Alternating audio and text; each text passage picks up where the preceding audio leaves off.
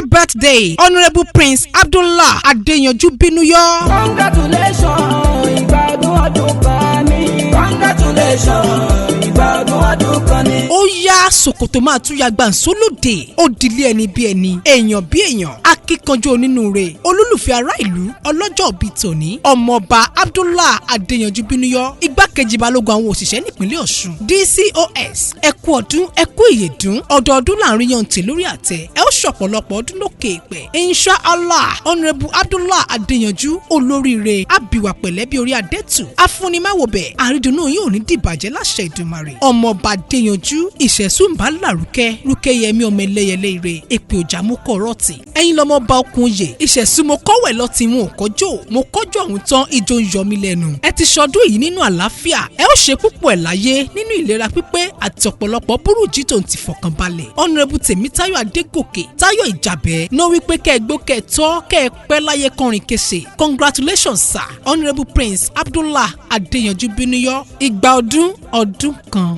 Congratulations, ìgbádùn ọdún kan ni.